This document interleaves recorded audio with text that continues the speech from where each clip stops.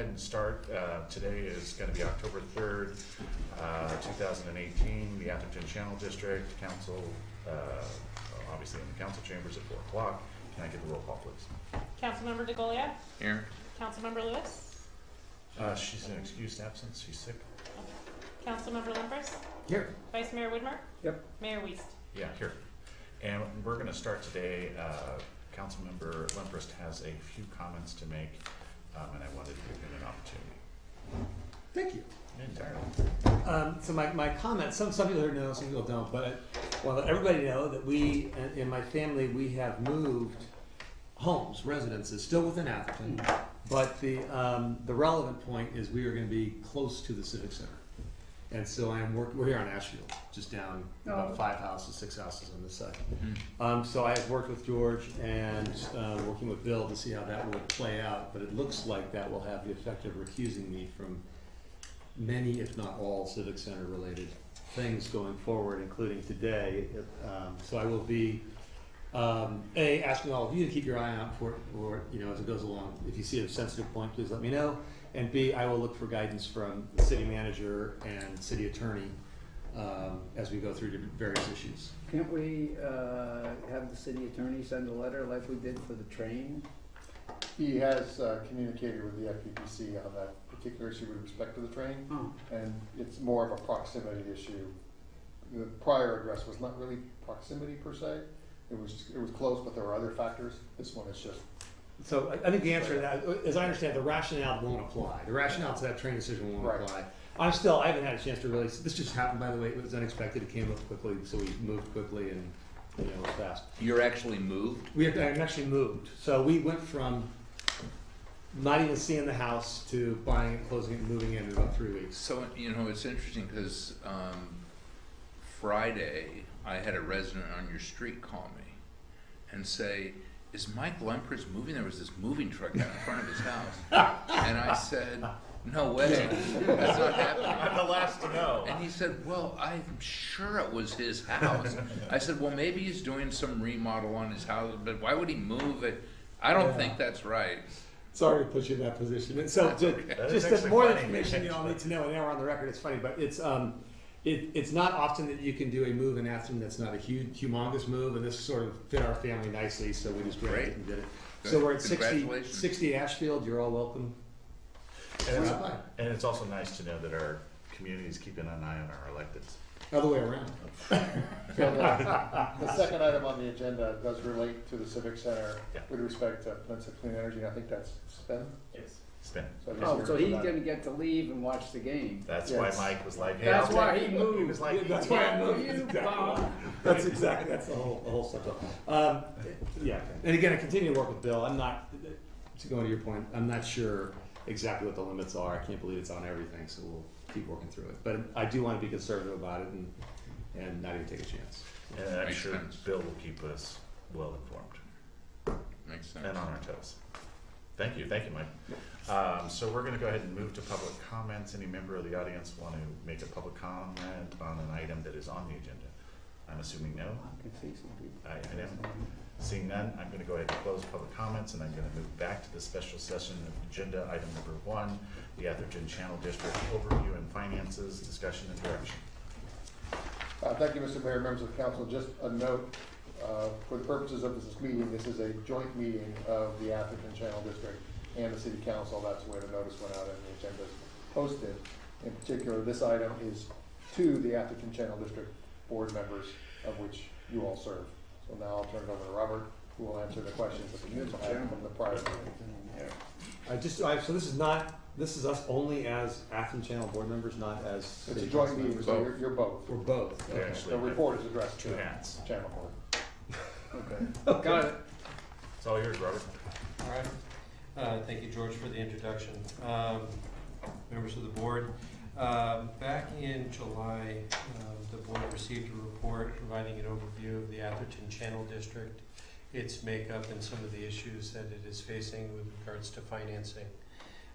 At that meeting, you had asked staff to investigate a couple of items, one related to the potential for expanding the boundaries of the district and what those implications might be, as well as what other jurisdictions that have properties within the district are doing with regards to development and stormwater controls. And so in the report, we've outlined a few things. And to summarize, for current development projects that happen within the boundaries of the Atherton Channel District, all jurisdictions are doing something to control additional runoff that might be generated through development. And so that is whether it's stormwater detention or treatment measures, new impervious areas, in essence, when they cross certain thresholds, are controlled. Some jurisdictions don't allow any increase. Most jurisdictions are no increase from current to what's proposed, and there are actually a couple that are relating it to pre-development. So assuming that there's nothing there, no impervious surfaces on the ground, and requiring detention. And so the good news is that we don't anticipate significant increases in runoff associated with development. This is an item that's been, I'll call it for moving forward. Back in the past, in the initial time periods of the district where subdivisions were really occurring and lots of development was happening, we didn't have those requirements for stormwater detention. With regards to looking at the opportunities to expand the district, Can we ask a question on Sure. what you said? So I noticed that you did the county, Menlo Park, Atherton, and Woodside. I thought that the horse district, the horse farms, which also dump a lot that then go into Woodside and come to us, where there's been a lot of development. I thought that they were on actually Stanford land. Is that, and we've gone back and forth as where those actually are. if it's Stanford land, I believe most of Stanford land is unincorporated county, so they'd fall under those guidelines. Well, it'd be unincorporated Santa Clara County. Okay. And I apologize, that was not an area that I. Yeah, we just need to investigate that, because that's one of the areas that actually we've gained a lot of runoff from over the past years, because they create new horse training areas, and they're covering them, and they're also making the surface somewhat impervious, plus building new stables. Okay, well, So if you could check that out, it may be part of Woodside, but I think as we've gone back and forth, we've gotten reports it's actually part of Stanford or whatever.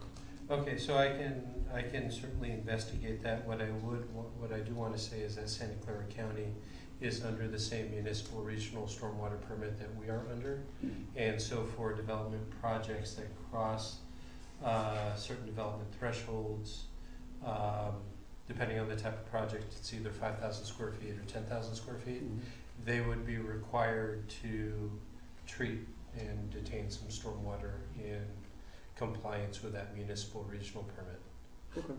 I think that most of that land up there is actually San Mateo County. There may be some lease interest in property owners up there that may be leasing it from Stanford, but I believe that the biggest chunk is a private owner, which would be consistent with the numbers that you have. There's just not too many property owners that have large vacant land. But if we could check that Yeah, out, yeah, that would be really certainly. appreciated. Robert, I have a question. I'm just a little study session, so I need some Yeah. information. Sure. So this thing about special assessment district, is that the term? I'm Yeah. sorry, yeah. I'm a little confused. Currently, about 55% of our houses are within the district, but typically you're supposed to have 70%, is that correct? I was gonna cover that under the revenue Okay, section. never mind then. If that's Never mind. all right. That's fine, yeah, that's fine. Since we stopped here, are there any other questions about development policies other than to look at the ownership of that property and jurisdictional issues? My understanding is that Sand Hill Road is a dividing line between Stanford and unincorporated San Mateo County, but I don't know if that's true. And the horse facility, the 5,000 to 10,000 feet is about residential development or. It's general development, so if you were building commercial property, it's 10,000. 5,000 is the threshold for high auto intensive uses, so if you have parking lots, restaurants and car dealership, things that have a lot of. So there might be a customers. parking So- lot there, I actually, Yeah, think there there is. there is parking lot, yeah, and there's. Where are you attics. talking about, the horse farm? The horse farm, yeah, Alpine Yeah. Road. Because it's right next to Slack, and that's all Stanford. across the road from Slack. Yeah, it's all Stanford. I spend a Lane. lot of time there, there's not a lot of parking. And No, there's a little bit of parking at the horse facility, but But the I think thing is, Sand Hill's the dividing line, the but regulations would be similar to You can if figure it out. development were to occur, let's say, at Menlo Circus Club or at the schools. When you create more than 10,000 square feet of impervious area, then you trigger those permit requirements. And Okay. since it's a regional permit, it really doesn't matter if they're on this side of the county line or that side of the county line, it'd still be subject to And those impervious means requirements. like asphalt, basically. right? Asphalt, structures, roofs. what those- about a dirt parking lot? A dirt parking lot would be considered pervious, and so it's not generating That's what most additional, of them are. it's not generating additional runoff. Well, when they make the dirt parking lots or they do decompose granite, they compress the soil to like 90%, and so it's almost like cement. Yeah, So that's that's, true. that, that doesn't count to me as pervious. That's a regulation issue. And so I think that a lot of their parking up there may be, Okay. Just for a future note, if you actually had a copy of our channel map to show the study that we did, identifying the actual area would be helpful. Okay, I apologize, we had that in the previous report, I didn't include Yeah. it No this worries. time, so. Are we in it now? We're in it, Yeah, and we're draining nicely to the chat. okay.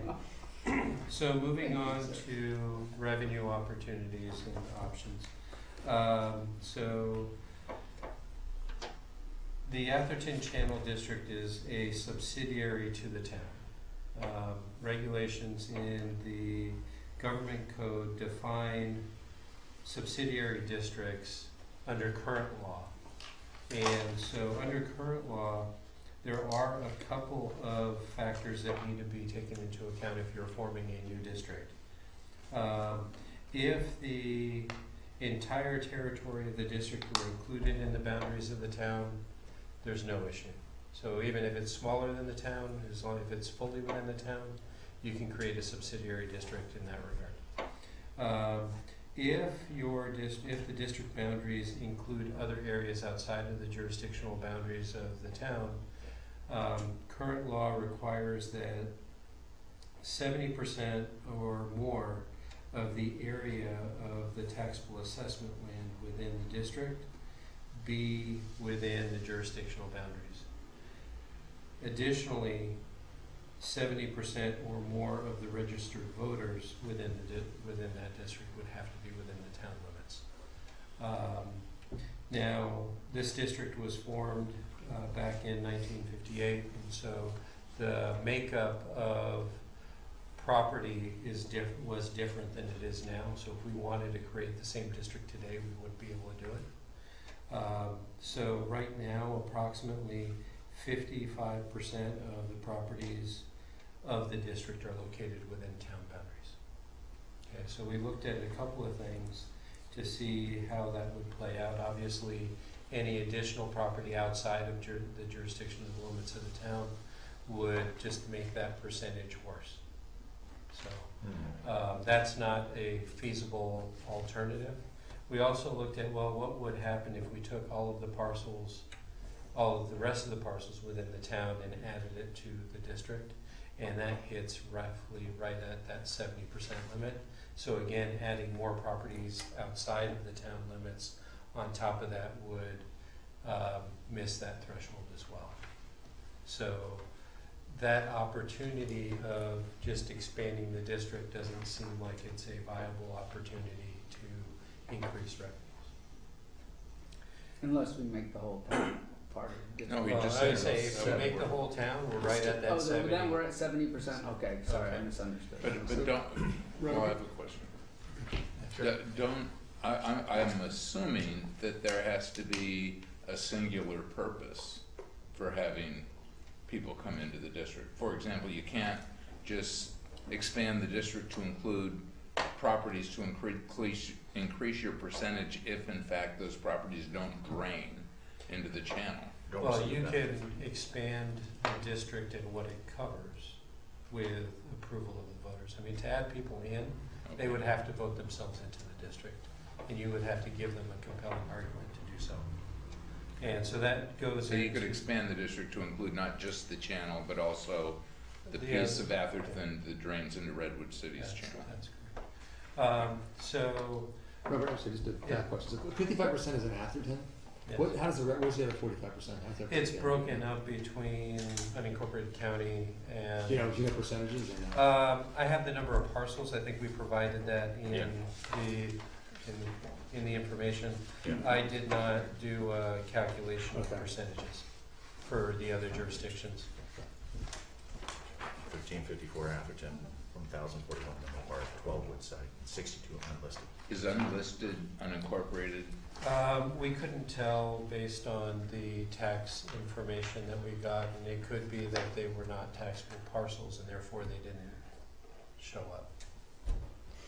And they may be part of a bigger parcel, and they're just a sub-parcel. Oh, so there may be none that are in an unincorporated county, right? Mhm. Uh, Is that I possible? thought we had 62. 62 unlisted. so 62? No, that's the unlisted, but I thought we had a number. Yeah, I didn't see one for the county. You would think there'd be some in the county, You would think that the because it's county north, No, there is, there, other on side the of west side of no, I Alameda. take that back. Most of the unincorporated, is unincorporated County. Woodside. there is unincorporated Menlo Park right on the edge on the south side, but most of the unincorporated county areas are on the Redwood City side. And so perhaps those 62 could be the unincorporated county. But when it says Menlo Park, that means literally Menlo Park. Right? Yeah. That doesn't mean unincorporated. That's right? correct. Yeah. So we could ask the parcel owners within the current bounds of the district to increase their assessment via Prop 218 vote. Mhm. And I know that the council is familiar with that process, which was done through for the parcel tax. Again, we'd have to give them a compelling Wait, argument it was to do done for that. the parcel tax? When you did the parcel tax before, you did a vote of the property. No, it was a town-wide vote, not 218, it was It wasn't a 218 2/3. challenge. No, to the, okay. we did 218 on increasing the garbage fees Yeah. and Yeah. Yeah, the parcel tax was just a general, Okay. general tax. General Okay, tax. so apologies. And so we'd have to give them a compelling reason why we were doing that. And Yeah. there would have to be, under a 218 vote, an engineer's report that dictates what the benefit is to each particular. Property Parcel. owner, and we'd have to dictate to them how we are going to assess them, whether it's based on impervious square footage or other factors that directly relate to drainage. how Is is it- the current fee assessed? It is a part of the 1% valuation assessment on Pre-Prop property 13. taxes. But it's a per property fee? It was pre-Prop 13, yeah. It's a pre, Pre-Prop 13, but per property, not based on square no, footage? it's based on valuation. So Right. it's part of that 1% property tax. A sliver of that for those properties within the district go to the district. So, sorry. No, I was just, but go ahead, Bill. So, to me, saying that we're going to assess it based on impervious space, when that's what we use when we assess their sites for any redevelopment, it's based on impervious space and or impervious landscape, then they have to spend a lot of money in putting in the drainage. The water capture facilities on their own facility. It sounds like double taxation to me. Trying to explain that to somebody says, yes, I know you had to spend, $300,000 to put in these water retention locations and dig up your whole yard and then say, oh, by the way, since your yard is this big, we're also gonna give you an assessment. That doesn't sound like a reasonable argument.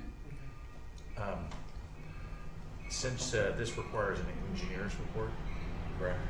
How do you justify in an engineer's report, I mean, what's the probability of the justification in an engineer's report when they're not in the drainage platform? Of 15% of people saying, hey, we're receiving no benefit for this. Well, the engineers, if you're expanding the district to include all of the town, then and you do a district engineers report to do this whole expansion of your district. Right. Identifying what the benefit is to each particular property. For the ones that are not in the channel district presently and you're expanding it, you would identify what the benefit is to them, what improvements they would receive, how they would be assessed for those improvements.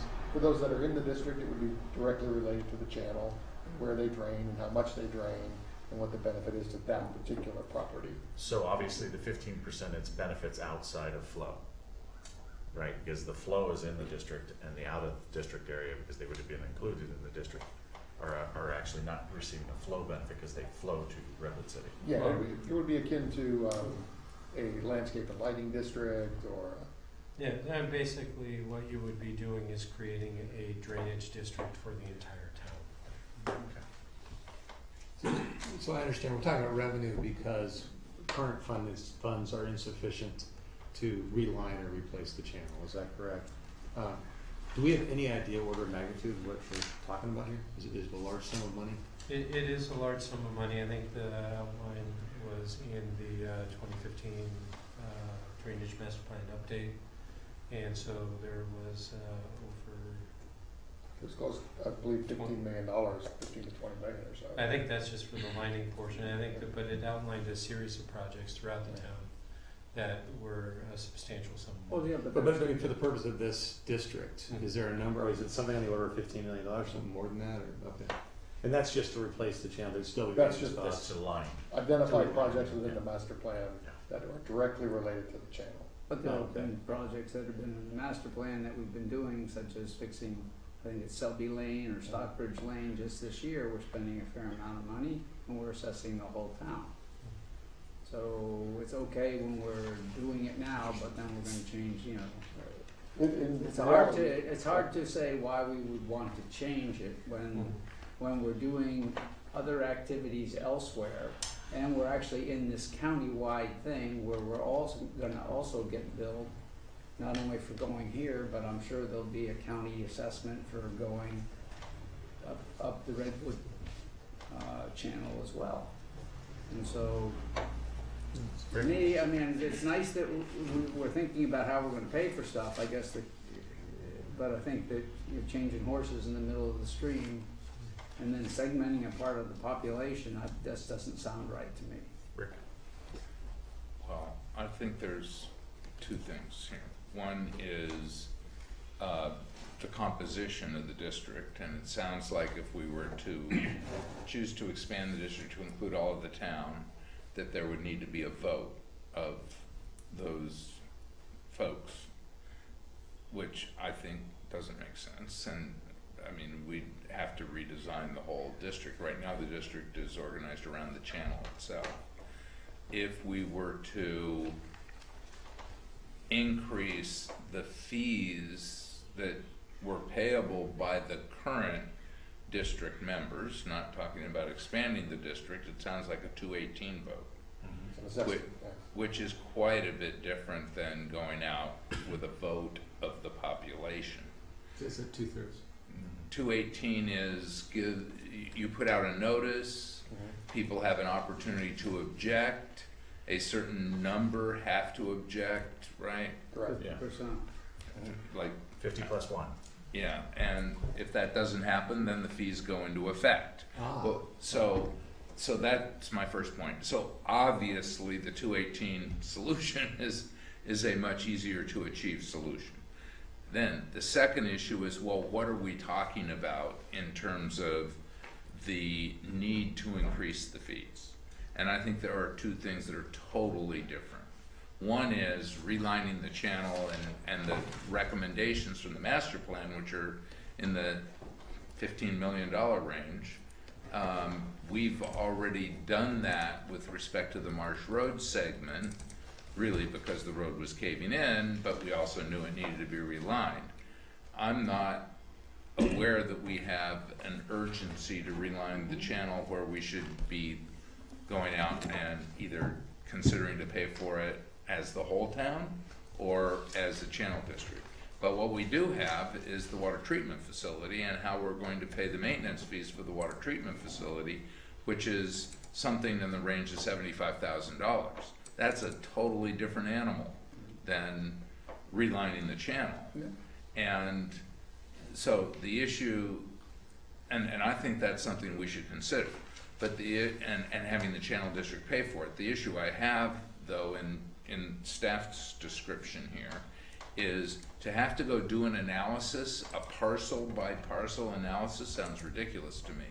I mean, if we can show that the entire drainage channel is going to benefit from the proposed water treatment facility, then we should be able to get an engineering report that analyzes that and states how that is. But to have to go do it parcel by parcel when we're talking about almost 3,000 parcels, doesn't make any sense to me. 1,300 parcels.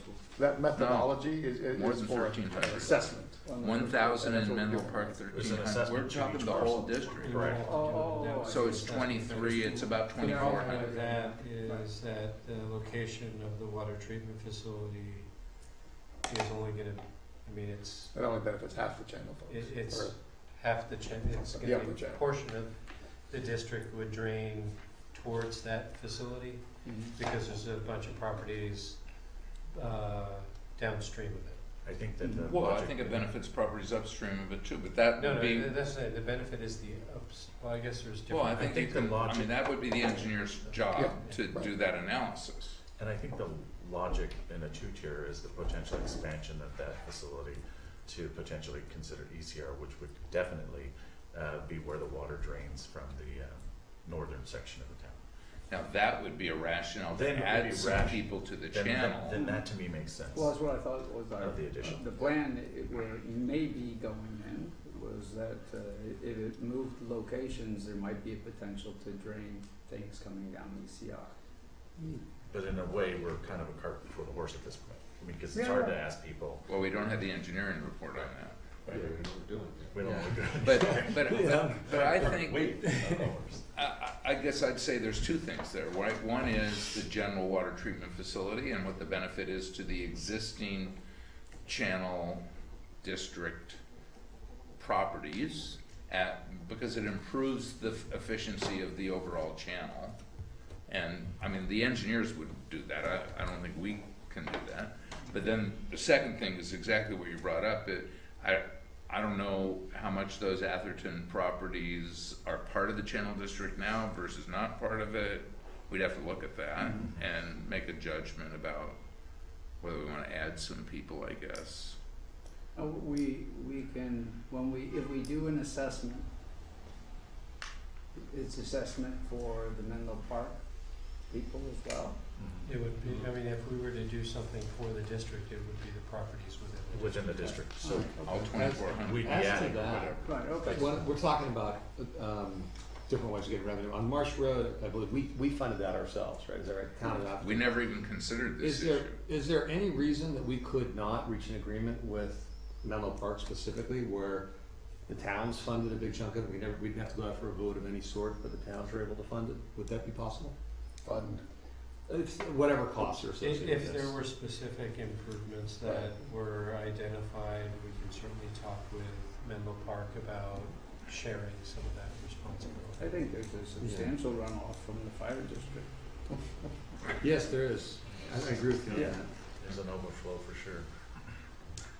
But I just want to correct what you Yeah. said because if we're doing a 218, there's not a big vote issue. That's, yeah, right. I'm trying to explore other potential. I get what you're saying. It's probably the way to go. I'm just trying to make sure we understand. It says there's nothing in here about the possibility of just reaching an agreement with the other communities. Sure. Yeah, it's like- For paying. And there's nothing in here about things that the town has done in the past with regards to raising revenue for capital improvement projects, both on, I think you had on the previous parcel taxes for roadway and drainage improvements. And so the townwide improvements are townwide improvements, so. Mhm. The 218 process seems really. Since I don't see any more questions, I'm gonna ask if any members of the public have any So, questions for them. There's just one other item that we have in here, with regards to a countywide effort. The County of San Mateo is currently studying the potential for forming a JPA. Mhm. Looking at, how larger projects can be funded and how things can be looked at on a watershed level and, throughout the county. This is for storm drain? This is for stormwater, and so looking at, for example, our water capture facility and other water capture facilities like it have a countywide benefit in terms of meeting municipal regional permit Mhm. requirements, as well as there are some larger scale flood protection things that can be done, and also helping jurisdictions raise revenue to maintain their drainage systems and to meet the municipal regional permit requirements that they have. And so there is an effort being managed by the county to take a look at what that might look like. And so that's an ongoing effort that started. So I think that we've already started it, it seemed like, and I realized part of it was the flood protection, but they had a lot of other projects listed in their laundry list of stuff that I think would fall into this, and so, that, if it's done right, obviously, then they would be responsible for funding, Oh, raising the funds and everything, so, maybe we need to find out where that's gonna be. You say the scope, the initial scope might be available towards the end of the calendar year, right? Is that what it says, the last couple words in your JPA write-up? Yeah. It's in- Yeah. So, can we, are we on that committee? Do you go? Staff attends some of those meetings, but that effort has multiple layers to it and Yeah. involves a governance structure that Yeah. they haven't even decided whether it's gonna be at the elected level or otherwise. But given the magnitude of the projects and the funding involved, and the fact that they're going to want to, in terms of fundraising, do countywide tax initiatives or assess jurisdiction by jurisdiction membership fees, Right, and then we've got to pay into this large regional project, that's a lot of time yeah, before we actually get anywhere near a specific project, specific timeline. oh, Interesting. An observation for me anyway about these JPAs is that there's sorry, less and less local control on all these things, Yes. and it's a real problem. And the democracy is moving further and further away from the vote. It's just A staff question. Would that agreement trump the channel district's responsibility? Meaning, can you collect revenue on that side if you're actually part of a JPA contributing revenue in another fashion? So They're two separate it's things. kind of like a double Two dip. separate things, but they could channel into each other, so to speak. And we could have projects that are in our channel that are better suited to be regionally managed and or funded or maintained or operated. Rick, please. So I would propose that that kind of assessment would be appropriate to look at relining types of things, the bigger Big picture. cost items. And that, I think we just don't know what we're talking about there. There's also a whole groundwater effort in the county, as well as sea level issues, and there are a lot of things around water going on in the county. But we have upon us this issue with the storm treatment facility and how we would cover the maintenance fees, which are a relatively small matter. And it seems to me that that would be appropriate to look at as the channel district. And one last particular item, with respect to Councilmember Lembers' issue of connecting with Menlo Park and getting joint partnership projects. I think that we would certainly approach them, but if they were approaching us, I would look at it like, if it's a specific project, small amount of money, real near-term benefit, maybe. But if it's a bigger, longer-term project, let's see what happens with this regional thing. Mhm. I'm not gonna commit to anything locally. Sure, Well, that's kind of what we. So we'll approach it in that. Yeah. yeah. But that's kind of what we said when you brought forward, do we want to participate in this county thing? Right. And we said, well, we want to get credit, and you guys put some weasel words in there. Big Oh, Hey. gee, you guys. Right. To say if we do that, we get credit. So I think that the whole thing has to, we need to see how this develops before we have to make a hard decision. We don't know where we are on the water capture facility. Anyway, we have an idea that things are moving along, but we're not there yet. And I'm not suggesting that the $75,000, I mean, we've already said that the district and the contributing neighbors, whether they choose to participate or not, are going to have to participate, because I remember our attorney said that, you know, if they're contributing to floods, and they're not paying for something to retard that issue, that we could say, well, you're creating an unusable, we would have unusual, or we wouldn't be able to enjoy the land that we pay for, okay? And so we would be able to take them to court to force them to pay. And so, you know, we probably should have Bill go look at that as well, but, because that's what he said to us when we were looking at the thing with the county. Perfect. I'm gonna make sure there's no public comment. Any members of the public want to make a public comment on this item? Seeing none, I'm going to close public comments, and we can finish anything that we want to say back to staff and final comments. Rick? I know you already did. Well, it just strikes me, if as the Channel District, we decide to pursue a 218 solution, then I would think that to the extent that there are, you know, credits for cleaning the water given, that's gonna be allocated within the district based on the composition of the properties in the district. So Menlo Park will get some credit, and Atherton will get some credit, and that's a decision we make as a district board. Sounds like a pretty reasonable way to go. The question I have is, well, when do you initiate the engineering report? After we get the engineer's report on the water treatment facility? Well, if you're talking about an engineering report with For- respect to an assessment of properties within the district, that's a pretty significant undertaking, and not costly as well. Sure. But also, those property owners are somewhat involved. Have you created assessment districts in the past, Rick? I haven't created, I've managed a couple in terms of after they were established. But this isn't creating an Sure, assessment it's- district. It's Yeah. creating an assessment, so I'm assuming it's akin to maybe an underground utility district, those I am quite familiar with. And the process was you get residents involved in that. They usually will contribute, this is the underground utility districts, not the water district. They contribute to the cost of that engineer's report. That engineer goes out and identifies what the specific benefit is to each specific property.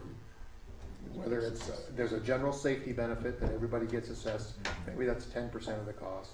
If a particular property had 2 utility poles on their property, maybe they get another 45% for that. And then there's a third assessment for aesthetics and things for each property, maintaining a view. So each property gets a percentage allocation of each of those points on the engineer's report. And if the total cost of the project is $500,000, they get an assessment for their parcel based on their percentage, their specific benefit.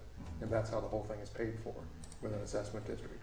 So that engineer's report would go out and identify each property's benefit. There'd be general assessments based on what the generic benefit is to every single property.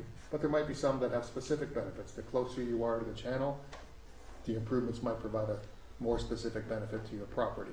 Slope maintenance or retention in your backyard, whatever that might be. And so you might get a higher assessment for that. And then you vote based on, you need to know what your assessment is. You get to vote on that, yea or nay for the district and the assessment, and then it goes into effect. But you're saying that the people getting assessed have to pay for the evaluation of what their assessment is that correct? That's the way it worked with an underground utility district, because that was voluntary. The Right. town can pay for it on its own if it Right. chooses to do so. Yeah, because we're saying, hey, would you like to pay for an engineering report so that we can tax you more? I don't think think that's a the big thing seller. But- that you need to be careful about is, if we're picking we will have to sell it to the residents, and we'd have to articulate to them what those, we'd have to do that study in advance of going to them. The concern I would have is how much that effort costs, and the cost of managing that district, the annual benefit to folks. How does that relate, how do the costs relate to the benefit that you're getting? We're talking, if it's solely related to the water capture facility, for example, we're talking $70-something thousand annually. And so the concern would be proportionally, are we spending more money on these analyses and things than we are on, in terms of the benefit that we're. The 218 vote process is merely just the vote component of it. That's all it's referring to, is the methodology of the voting. But an assessment district, which is what we're dealing with here, Yeah. has a whole different methodology to it. And isn't it true, the special assessment districts in an established area are often initiated by residents that do want to receive a benefit, or a developer that wants to develop something, and therefore you create these special assessment districts to relieve the burden from, Wires, lighting. landscape and lighting. So that's why Maintenance it's districts. on them usually. Wires might be something people are Yeah. interested in. But we have this isn't creating a district, we have a district. No, this is an expansion of a district. No, we don't even have to expand it. No, but it's Yeah. creation of an assessment. It's Right. increasing It's the a assessment. new assessment. But wait, but the staff analysis was you can increase the assessment with a 218, Right, 218 type vote, Right. yes. okay? Wait, 218 type or? no, 218, Yeah, vote. it's not So- a type, it's a vote. So it seems to me like what we should hear is somebody who knows, some attorney that represents existing assessment districts who want to increase the assessment for something like the water treatment facility. What does that involve? I'd like to hear that from somebody that really has worked in that situation. Because if in fact it's gonna cost $500,000 to do the report, I don't even know why we're talking about it. Mhm. I wouldn't do it. I don't even know why we're talking about the water treatment facility. Even if it's cost If it's, $75,000. I mean, I understand that Caltrain or Caltrans is paying for it, but So I just would Doesn't like to make say any that sense to me. it's, Wow, very good. I agree with you. Low cloud cover. yeah, that's it. Low cloud cover. I'm glad that this is before us, because I think that it's something that, if this was next year or we were in the water treatment facility, we'd be saying, why aren't we talking about this now? Why did you talk to us 6 months ago? So at least you're starting this dialogue now, because as we move forward with the potential location of a water treatment facility and potentially an expansion of that, these are all things that, tools that we need to keep the cost of that treatment facility in play. And, we need to know what our options are, so. So basically, the feedback is, would the council like to hear from somebody who's somebody who's done an assessment recently in an assessment district? Because in there's an no assessment. existing assessment Yeah, district. there is no assessments out there now for this district. It's all property tax based. Yeah, I would say, in my opinion, that with the two things that, like the first part of next year, bringing something like that in, because then we'll also know, related to the county-wide issue, we'll have a little bit more information. Yes, related to that's got a clock Yeah. going on to Yeah. it as well. So as soon as that trigger's pulled, when we have some idea what that is, it gives us a better Then we can understanding. move forward. We can, Just one more fact question on the channel lining. There's no time rush there? Are we feeling like we got years left of that, or what's the sense Well, of that? it's aging. We do annual channel walks. There are some areas that are cracked and some areas that have popped out that require maintenance, and we'll have to address those. But, it's not something of imminent failure. And you also asked a question about the channel district funding, the 90,000 that we currently get. In this year's budget, the channel district is paying $10,000 for an upper channel monitoring phase 1. It's paying $75,000 toward basic channel improvement projects, and it's paying another $50,000 toward the townwide green infrastructure plan that we're required to develop. So it's paying for different things as we go along. And that's out of existing Out of funds. existing funds. And then that's 125,000. Yeah, we accumulate money, so Here it talks about 83,000 a year. Some 83,000 a don't year, but spend. we saved some in Yeah. prior years. Wait, no, that's all Yeah. paid out of the town. All right, so, we're gonna go ahead and, we're gonna go ahead and move on to item number 2 and It's allow paying, Mike it's to, paying its portion. take its, I think take it the said door. 50 or 80, 50. Thank you, Mike. Thank you. Let me just confirm we are at 6 o'clock next Wednesday, is that correct? 6 o'clock next 6 o'clock next Wednesday, Wednesday. yes, absolutely. Thank you. So we're gonna go ahead and move on and receive a presentation of PowerPoint agreement. Congratulations on your And new provide house. staff, congratulations on the new house. Whenever you get things in box drill. And provide staff with feedback and direction regarding the same with respect to the civic center. We're here. Staff. I'm just gonna actually turn it over to Sven, Peninsula Clean Energy, correct? I realize I'm between you guys and the door, You are. It's, and it's, at least it's not food. yeah, get close to 5. Okay, so, power purchase agreement, my name is Sven Thiessen. I've been with Peninsula Clean Energy as of today, 7 days now. Just to remind everyone what Peninsula Clean Energy is, I want to say thank you guys so much for belonging and creating Peninsula Clean Energy. Kudos to you guys. As an ex-PG employee, what I think you guys have done is wonderful. Moving on. Power purchase agreement, simply what it is there is a host, that is the building owner or building major tenant. There is a provider. The host allows the provider to build, maintain, operate, and when it breaks and needs washing, that's the provider's job to go clean the solar system on top of your building in your parking lot as you choose to fit, just to put it in there. And it's for a fixed price for a fixed duration. Sometimes that electricity cost can actually have a percentage increase. Most of the times for easy accounting, it's just fixed. So what are the benefits, particularly to nonprofits? And the reason why Jan asked me to do this is because outside of San Mateo County as a business before being full-time at PC, I actually finance solar on top of nonprofits and have 5 systems running right now, 2 in Hawaii, 3 in California. So nonprofits such as government entities don't get tax credits. They can't claim the 30% tax credit towards the construction of the cost. So that what all that essentially means is when I build a system and own the system, it costs me, if it's the system total cost, I pay someone $100,000, I get $30,000 back as a tax credit. So the system only costs $70,000. Plus there's an accelerated depreciation schedule, so which again can't be claimed by a nonprofit. So other benefits, of course, is the nonprofit doesn't have to put any money up, and there's fixed electrical costs for life. I really like this. I'll walk over here. This graph next to Blaze Energy.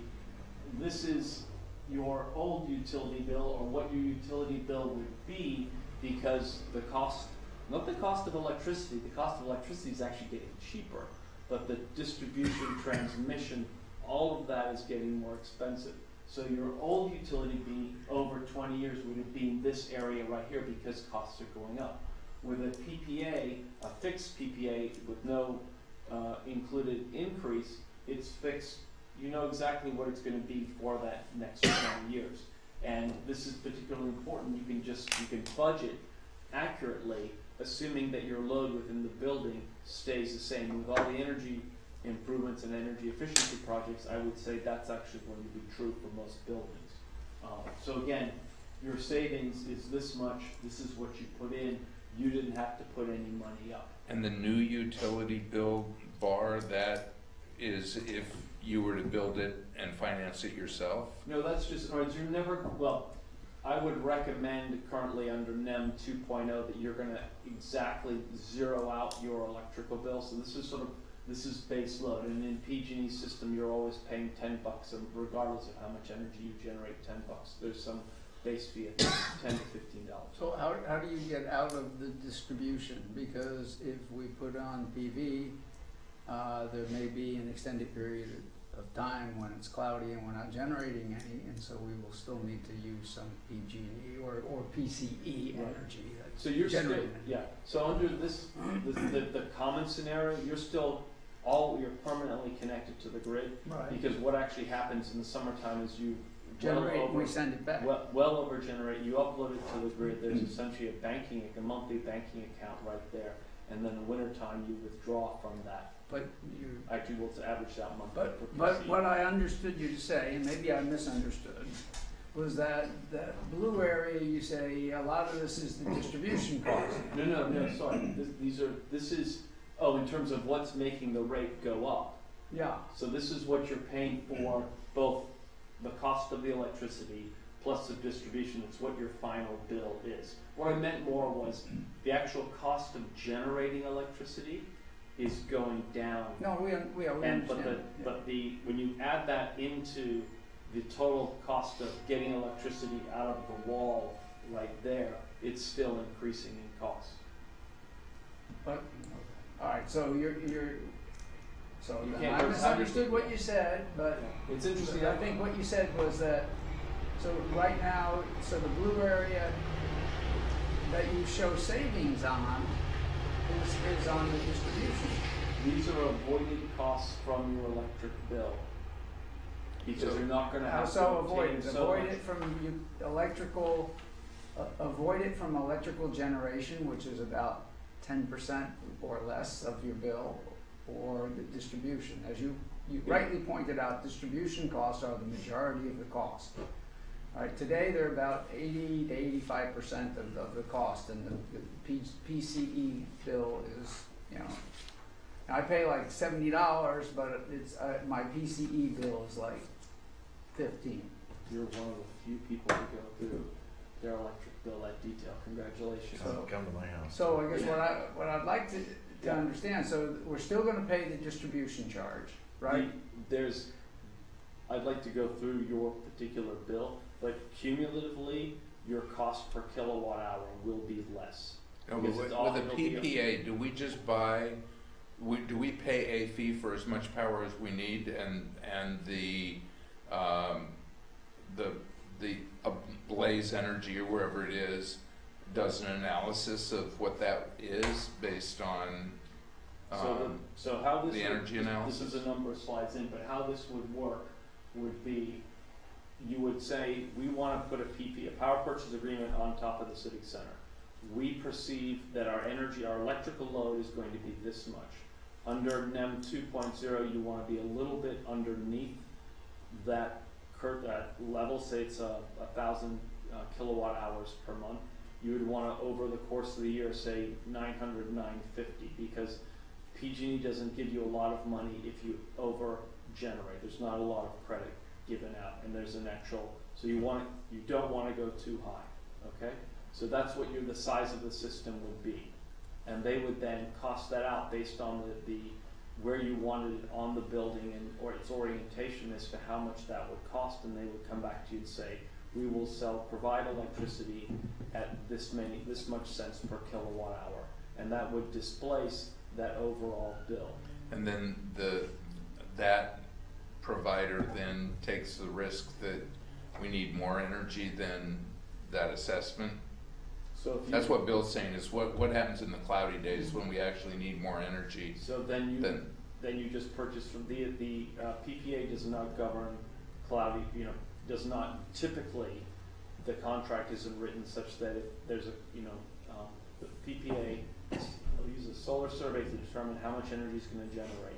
And that's what you're gonna budget towards based on your use as well. And if we have a long string of cloudy days, it's sad for the PPA, the provider, and it's sad for the host, because yes, you are buying more electricity.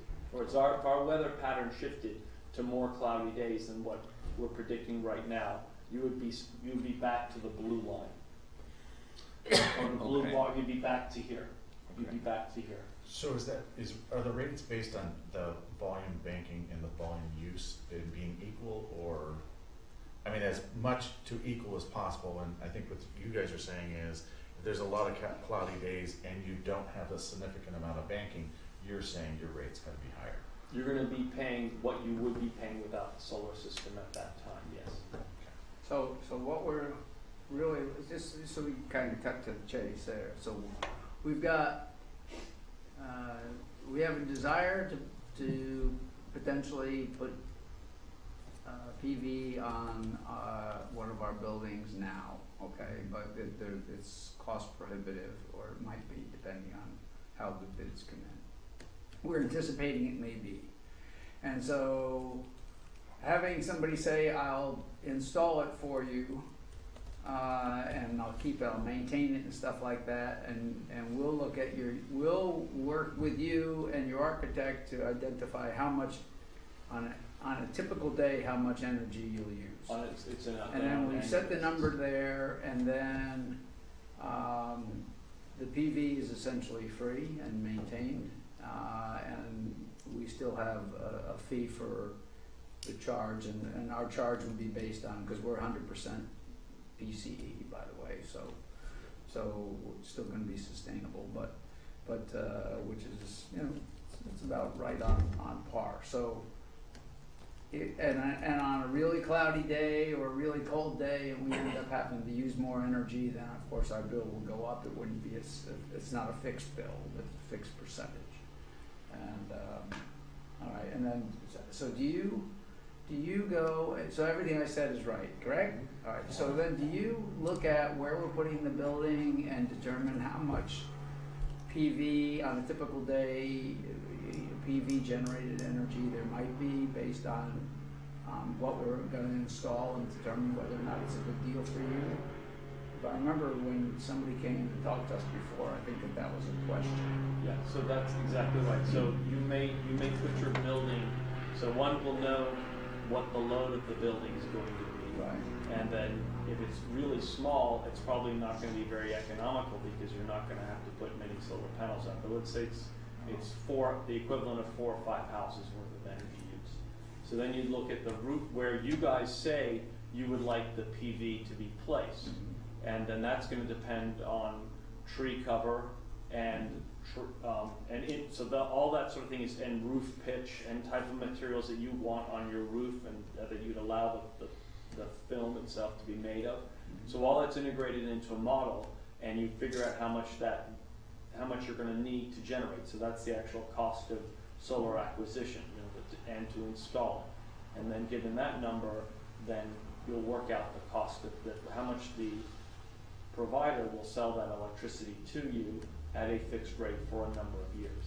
So if we gave you the statistics on our building, and you could recommend what PV technology we would potentially use, although we had some input, you would then be able to come back and say, okay, this is what your utility bill would be then, et cetera, this is what we're guaranteeing you, or whatever, right?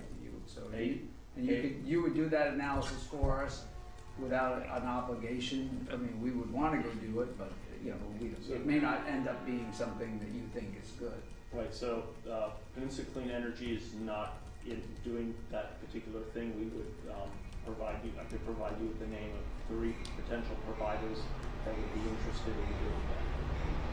But Peninsula Clean Energy itself, this is just a sort of a primer on power.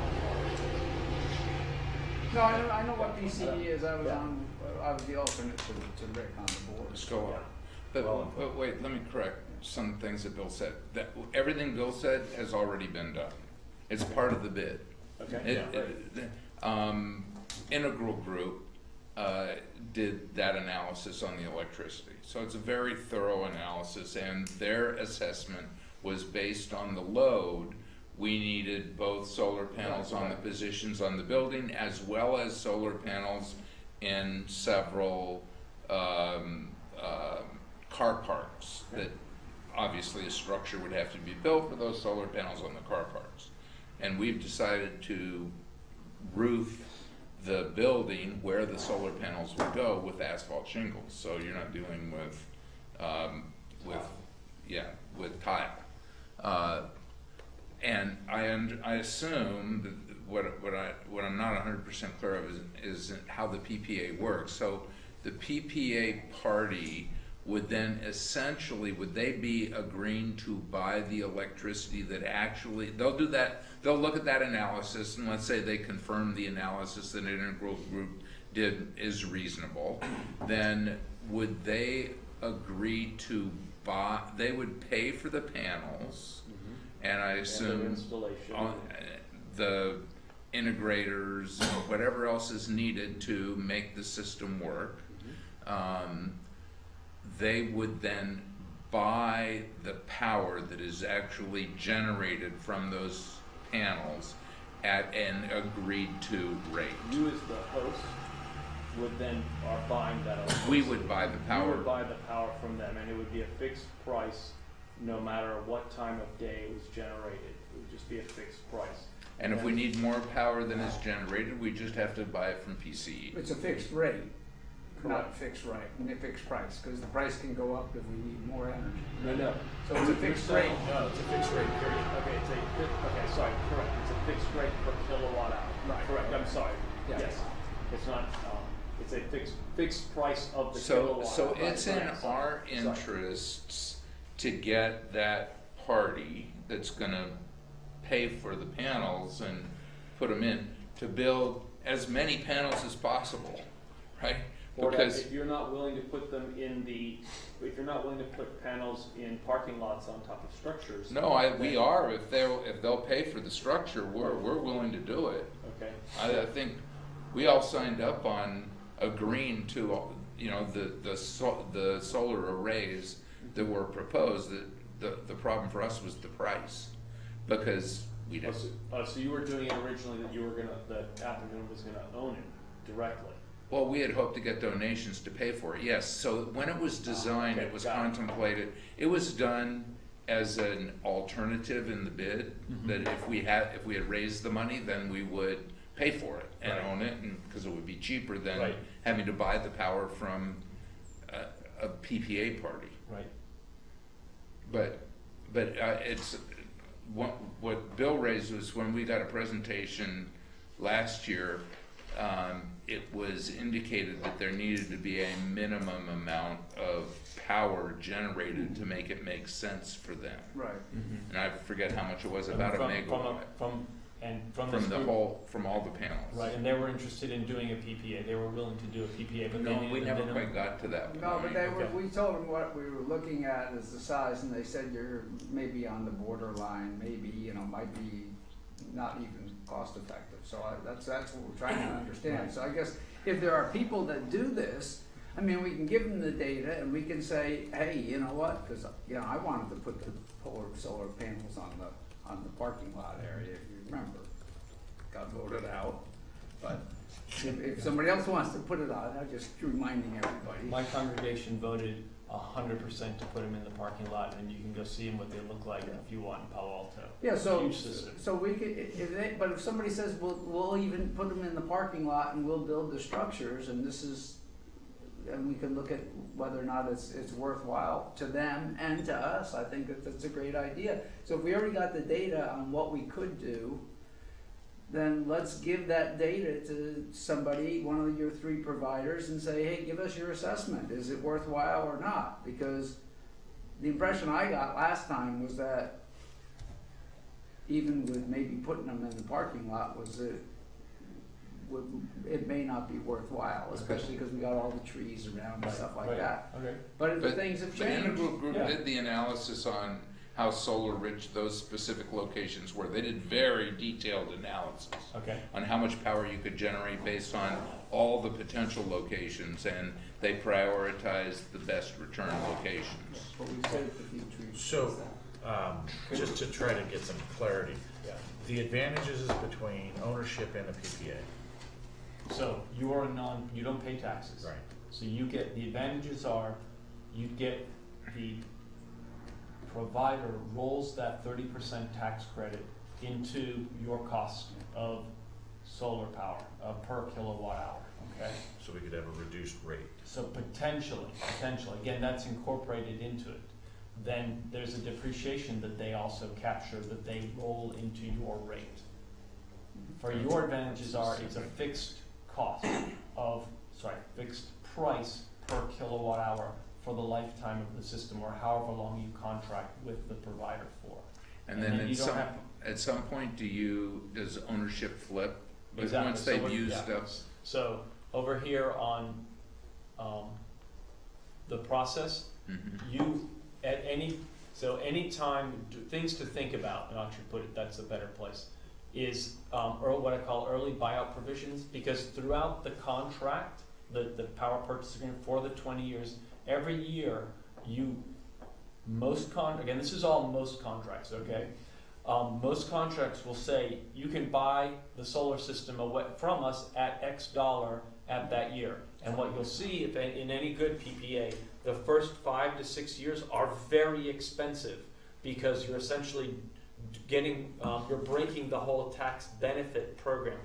And the reason this isn't going to happen here, but for example, if you're a building owner and in downtown Redwood City, and someone comes along and buys your building out and you have to demolish it.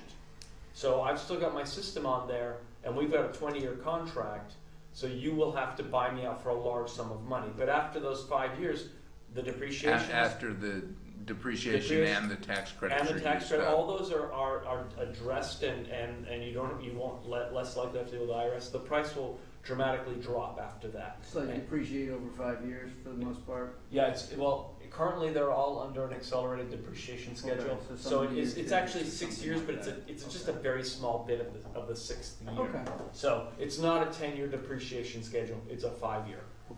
To again, incentivize the installation of solar systems. Is there a battery system that's also included when they put that in? That is up to you. But that would be on us then? Again, No, that they would, could buy it. you could put it as, that still qualifies for the 30% tax credit. So, but it is gonna increase the The overall. overall cost. Yeah. Exactly. In other words, your cost per kilowatt hour is gonna go up, but you're gonna have that flexibility and that function. So would the provider typically give you an offer for what it would be with and without a battery unit? 'Cause If you asked for it, and you'd have to tell them what you wanted that battery for.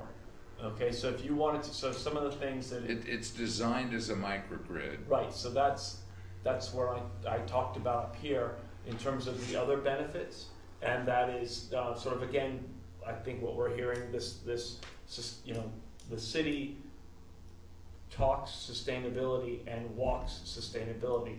Look at our new building, and we've got the photovoltaic panels on there.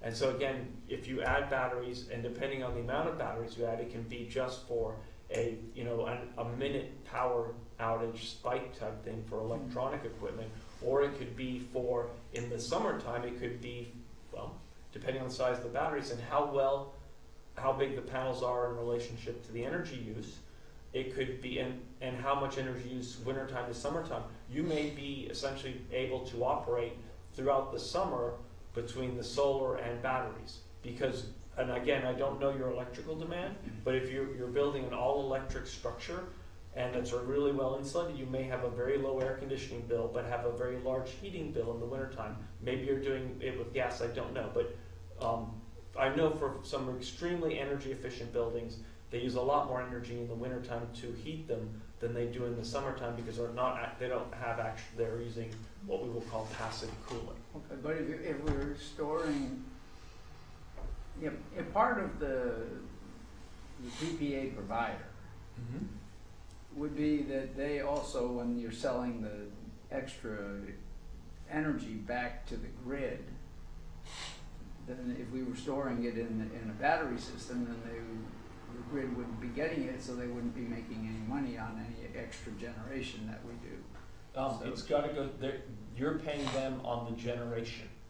Otherwise, what's coming off the panels, whether it's going into batteries, electric cars, or the building, that's where you're paying them. But I assume if you do a microgrid, they're gonna add in the benefit of the additional 30%, and to the extent they can do power shaving and get some economic benefit from the shaving analysis, then that'll be included in their offer.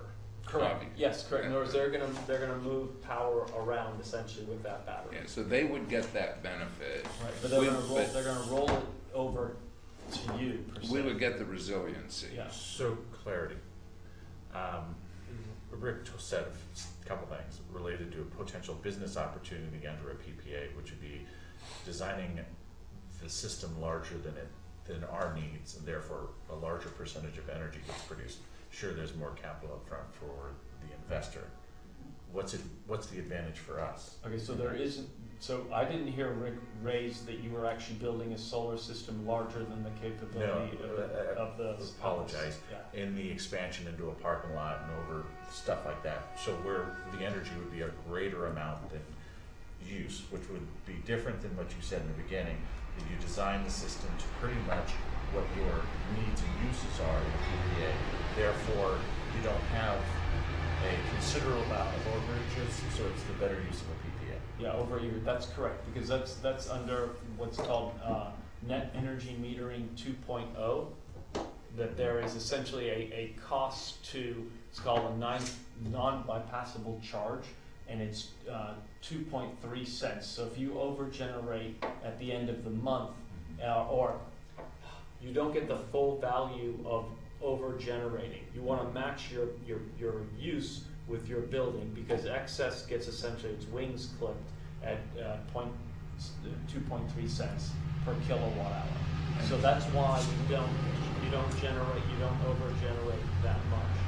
And so yes, we don't. Right now, it's not like Germany where you have a feed-in tariff where you want to over-generate because you're reaping financial benefits. There. So in a technical sense, I'm sorry, I'm trying to No put it all problem. Go together. ahead. In a PPA arrangement, when we do not know what the actual cost of operation, we know what these old buildings operate as, and we probably give you a 100-year history of it. But since we don't know the new buildings generation, is it probably more realistic to wait until you have an operational idea of what the new generated energy level is to determine what your panel production level needs are? So in other words, take it, let's say a 12-month cycle before you actually put panels on, because then you're making better decisions on the PPA. Because you'll know what your use Yeah, needs. no, I this would be talking to your end, you know, how much certainty do they have in that energy use?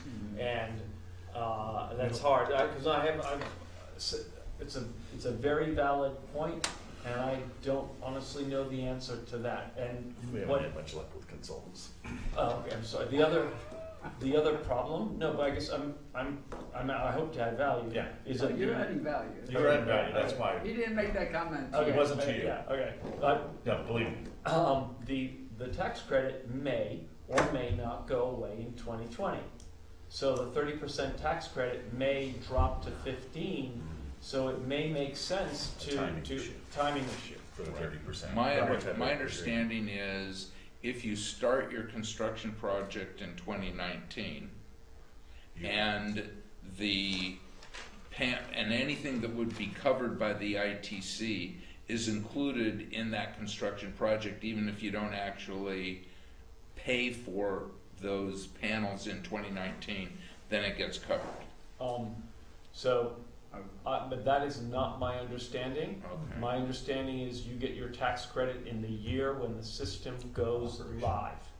When you get your utility correct connection and you begin generating, uploading power to the grid, not in test mode.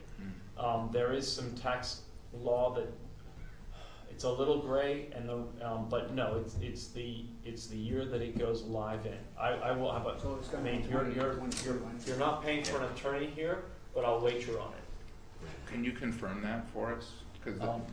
that sounds fine. Yeah, Yeah. I can. Yes. Now, question I have, will PCE, so your advice is we should really design the amount of power generation to come in slightly less than our load. Correct. My recollection of the design that WRNS and Integral Group did is it was about 110% of the expected load. It was 110 or 125. Yeah, and I think it was 110 or 112. Yeah. So that was the design. So, which would say it would make most sense not to add some of those panels, and no doubt the more expensive ones that would go over one. And there were some efficiency issues related to And that. they had efficiency assessments for every one of the arrays that were recommended, and there were like 20 different arrays, but we're not gonna put the ones on the courtyard. That, Or the carports at this point. well, no, but if they would pay for the carports, Right, but as it's presently Design. designed to go out to bid, it does not include the But carport. we also would have to have Is a that right? reassessment Yeah. based on the trees that we save. Yes, Well, that could have impacted our panels. Yes, Those would have- especially but those would have there, impacted- For sure. Those Yeah. six the trees. town hall, some of the town Yeah, hall yeah. ones and the courtyard. And part of the modeling includes, so you need to be careful, because typically when you model a facility, you will take your contract, your PPA will have a vegetation contract, and we'll talk about the trees aren't gonna get any bigger than they are right now.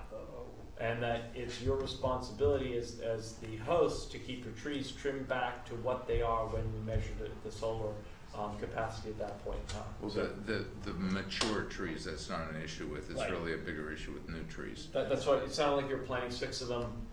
I just, Oh, they're still. No, they're They got here, saved. and we were gonna Th- take them These are out. mature Oh, the- heritage okay. trees. Okay. And several But of would the residents PCE asked us work not. with us to do that modeling to get to that right number that's, you know, just below our actual expected load? that is much more the job of your architect. That is not. PC I- would. Yeah, I would get in trouble with Jan if I committed to anything like that. It's outside your scope. It is outside our scope. Is that the But right if- way of saying it? It is. Works for me. But, But, well, yeah. it's good, it was good information. No, it, So Can can we I have a give you copy some? of the slide? If we Yeah, were to yeah. do this, would this be included in the in-county generation that PCE is targeting as one of its goals? So one of the interesting things that Jan brought up to me is the potential, once all of the tax savings, the 30% and the depreciation has gone through, PCE could buy the system out from the existing provider, and then input that towards the countywide goal. So PCE has a goal Yeah, yeah, I know. to generate 20 megawatts of power within the county by 2025, I think. Yeah, I was surprised that we were doing something down in Gilroy as opposed to something in the county. Well, we don't have the solar Okay. ability in the I'm county. just making a comment to it. So I heard you. Yeah, if you go down this route, I wanna, for things that I've learned that are beneficial to both parties, and that is, I don't know how big your system is or what your projected electric bill would be, but if it's not a lot of money to the power purchase, whoever your provider is, to say, hey, for the first 3 quarters or the first 11 months, we're gonna pay, say, $5,000 every month. And at the final month, we're gonna do what's called true up, which is when we look at the amount of actual generation. They're gonna be looking at it on a daily basis to make sure the system's working properly, because they only get paid for electricity they generate, all right? But to make their invoicing and your invoicing incrementally easier is it's a fixed number for 11 out of 12 months, and then you do an annual true up. That's one thing. Then the second one is, and again, these are minor tweaks, but it shows you know what you're talking about, is that you have insurance for your building, the provider has to get their own insurance for their system, and there's, again, 2 flavors of insurance. There's one, the replacement cost, and 2, the cost if a panel blows off and lops somebody's heads off. So the liability. You have both on your building. So they can piggyback off of your insurance for much less money than having to go out and get it externally. Now, a big shop, that doesn't really matter that much to them, but to a smaller locally owned business, small business, this all has an economic impact. Okay, obviously, again, this next point about EV charging is probably beating a dead horse, but here with your sustainability plans, but again, I would, if you've got an electrician out, this is an ideal time to install EV chargers, or at least put the conduit and wiring in for EV chargers. This is We're already rebuilding the included. whole thing. Yeah. Yeah, Yeah. we're Oh, doing okay. that. We're, That's part of the deal. yeah. So, Yeah. But let me ask a question on what you said though. Is there from the host perspective, is there a better time of year for the true-up month? No, cause it's just 12 months, it's just it's just a cycle. 12-month cycle. It's a 12-month cycle, or you know, you could make it a, you know, Or but- maybe. yeah. Yeah, so we can This- get it into the budget. This is something that you're doing to reduce the workload of the invoicing system for 11 out of 12 times. Mhm. That's what you're doing, all you're doing. And you should have, as the host, you're gonna see this in your electric bill from PG&E, that is gonna be reduced because you're gonna have this external, or not external, you're gonna have rooftop electricity flowing through. Don't be surprised if that initial provider is more of a developer. So once they get all the contract, you're gonna have, but this is another part, a launch cost. A power purchase agreement is not like buying a vehicle. It's not one legal and a half sheet of paper. It's gonna be a contract that's 20 to 30 pages long with all sorts of, I won't say immaterial terms and conditions, but they're gonna probably provide the contract, and you're gonna obviously want your in-house lawyer to have a review, or whoever that person is. And so again, these are all costs that need to be, you're gonna. What is the feed. launch cost for? That's what I meant, in terms of your staff time to integrate all of this, your legal staff time to review and do all this. And in Palo Alto land, it was a lot of money to get these contracts reviewed, although the city has done 5 big systems. So, and is doing more in terms of their goal of 5, on the order, I think it's 5 megawatt. So they're personalized and not generic. So They're So semi-custom. semi-custom. Semi-custom. And Palo Alto's may have been, you know, like my fair city may have. Which means most things are probably negotiable. Right, Always. right, and things like putting in things like this, hey, you know, we'll reduce your rate if you're gonna let us be in on your insurance. If we reduce the book, you know, this to a big company is probably noise, but to a smaller shop, it would again show good intent on your part. Gotcha. So as you go forward negotiating with the developer, I'm gonna call it developer as opposed to the provider, because the developer may be the ones that actually come in and then sell your power purchase agreement to another party. Yeah. So you may have 2-3 owners over the lifetime of the system. And again, this sort of, you wanna have in there provisions for early buyout because things may change. Can you put in a provision that says that they cannot sell it without our express written permission, or is that not accepted? Well, no, the contract says thou will buy the electricity from this system at this rate. Yeah, But we don't care if you're, for example, if you opt not to operate the building and you have excess electricity, tons of excess electricity that you're not using, is you're lost as an economic rate, they won't care.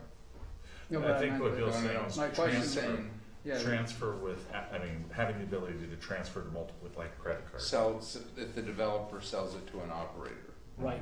yeah, Can you prevent that? with we need the to- host's permission. Mhm. yeah. Yeah, you could probably put that, no, you wouldn't, I wouldn't personally sign a contract because, saying that I'd have your permission, I have the rights, I own the system, I have the rights to sell it willy-nilly. Well, some but the provisions important may part- be different though, like the Yeah. insurance then, so I mean, normally, you know, in many contracts like that, you say, you know, there may be some things that we're willing to give you. Yeah, that's a contractual but- matter that we. Yeah, so, right. you know, you'd have to come back and negotiate with us and say, okay, we would like, you know, something, a pound of flesh or something like that. How long They does it won't- take they to won't. put a PPA together? I'm gonna take this opportunity to see if any members of the public wanna ask any questions. Seeing none, I'm gonna close public comment, be back for final comments, because I know that's gonna be a few minutes, see how that works. But at least we've done our due process. How long does it take to put together a PPA?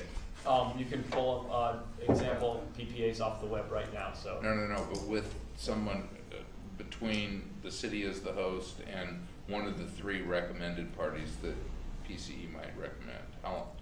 What's a reasonable time period? 6 weeks, couple months, or faster. I mean, it's not that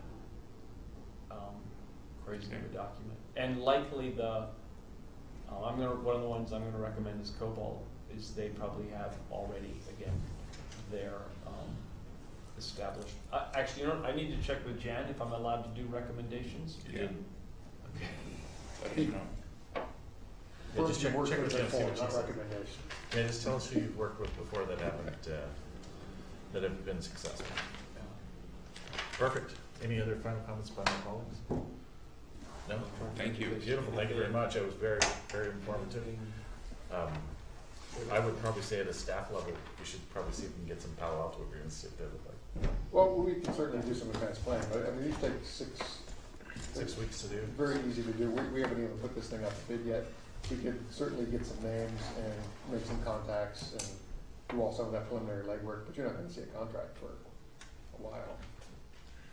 Yeah, I just didn't, cause But I've got enough direction. knowing Palo Alto, the first agreement probably doesn't give them all up, but by the 6th agreement, they Yeah. probably, But we figured would, out all the things they we probably should would, put in first. if we identified someone, they would wanna see, and we'd wanna show them the analysis that Integral had done. Yep.